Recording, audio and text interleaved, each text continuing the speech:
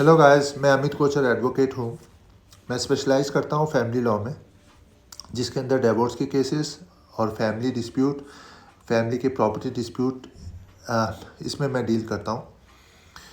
मेरा जो पैशन है वो एस्ट्रोलॉजी है, ज्योतिष और आयुर्वेदा है। मैं आज आपको राहु के बारे में कुछ बताना चाहता हूँ। मेरा जो अनुभव है उससे बता रहा हूँ, किताबी ज्ञान से नहीं बता रहा। मुझे आज एस्ट्रोलॉजी करते हुए, सीखते हुए 24 साल हो चुके हैं, 24 ईयर्स। 1999 में मैंने सीखी थी, 25वें साल में मैं आ जाऊँगा। राहु के लिए अगर एक समरी में बताऊँ आपको, तो राहु जिस घर में बैठता है उसका वो नाश कर देता है।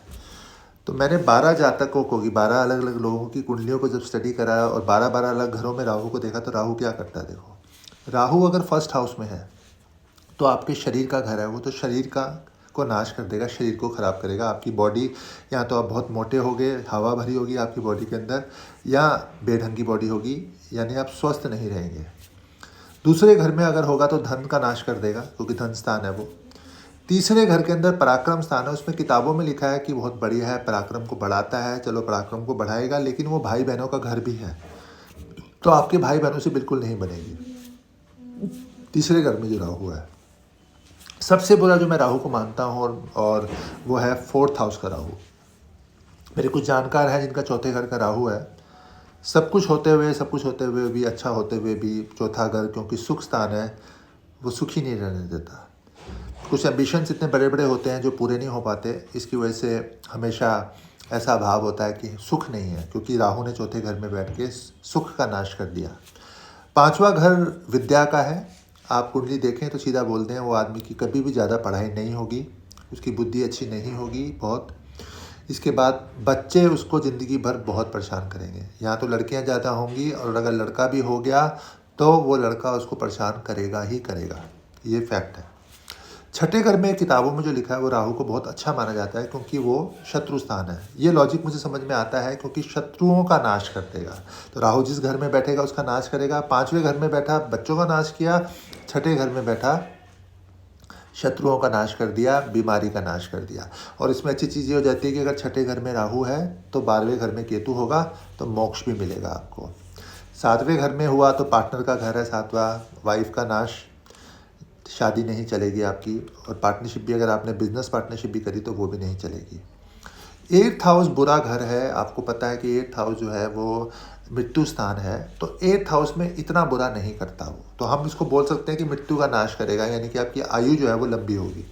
तो मैंने पर्सनली कुछ क्लोज रिलेटिव्स के में देखा, तो आठवें का राहु जो बुरे घर है, बुरे घर में बुरा स्टार इतना बुरा नहीं करता, तो आठवें घर के अंदर वो मृत्यु का नाश कर देगा, तो उतना बुरा नहीं करेगा। नौवें घर में बहुत बुरा भाई, भाग्य स्थान है।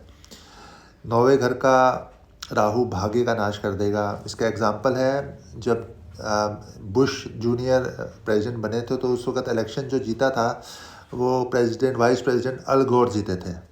जीतने के बावजूद भी वो इलेक्शन हार गए सुप्रीम कोर्ट की जजमेंट की वजह से, क्योंकि उनके भाग्य स्थान के अंदर राहु था। तो भाग्य स्थान में बैठा राहु भाग्य का नाश कर देता है। 10th हाउस में भी मैं इसको बुरा मानूंगा। 10th हाउस में कर्म का नाश कर देगा। कभी भी ज़िंदगी में एक तरह का कर्म नहीं चलेगा, एक तरह का काम आपको नहीं मिलेगा। काम में चेंजेस होते रहेंगे, कर्म का नाश हो जाएगा। बहुत अच्छे जानकार मेरे, उनका 10th हाउस में राहु था। 50-55 साल की आयु हो गई, कभी भी कोई काम नहीं मिला।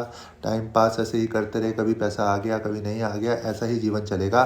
10th हाउस का राहु काम का नाश करेगा, पिता का नाश करेगा। तो पिता के साथ बिल्कुल नहीं बनेगी, पिता को प्रॉब्लम भी रहेगी। और 10th हाउस का राहु जो है वो आदमी को डिप्लोमेटिक भी बहुत बनाता है। इसका एक लाइव एग्जांपल देता हूँ। 95 साल की आयु हो गई लाल कृष्ण आडवाणी जी की। मैं उनको बहुत लाइक करता हूँ, बहुत बड़े नेता हैं, लेकिन उनको 10th हाउस के राहु ने कुछ मिलने नहीं दिया। वो ऑफिशियली सिर्फ 5 साल तक होम मिनिस्टर और डेप्यूटी प्राइम मिनिस्टर रहे। प्राइम मिनिस्टर भी नहीं बन पाए, और ऑफिशियल पोस्ट बहुत बड़ी कोई उनको नहीं मिल पाई ज़िंदगी के अंदर, 95 की एज होने के बावजूद भी, क्योंकि राहु ने कर्म का नाश कर दिया वहाँ पे। लाभ स्थान में फिर भी थोड़ा ठीक है। लाभ स्थान में वैसे तो इसको लाभ का नाश करना चाहिए, पर लाभ का इतना नाश नहीं करता, पर विंडफॉल गेन्स देता है, यानी कि लॉटरी लग जाना, शेयर मार्केट की कमाई हो जाना, कहीं और से पैसा आ जाना। तो लाभ स्थान में थोड़ा राहु जो है वो चतुर है, और लाभ का नाश इतना नहीं करेगा, लेकिन फिर भी जो है वो आपको धन देगा।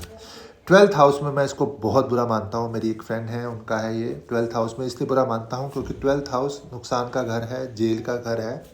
मैंने प्राय पाया कि जिनका 12th हाउस के अंदर राहु होता है वो नशे में होते हैं, या तो वो कोई दवाइयाँ खाएंगे, साइकेट्रिक की दवाइयाँ खाएंगे, या वो दारू या कोई भी तरह का नशा, कोकेन, हीरोइन, एमडी ज़रूर 100% खाएंगे, इसका सेवन करेंगे।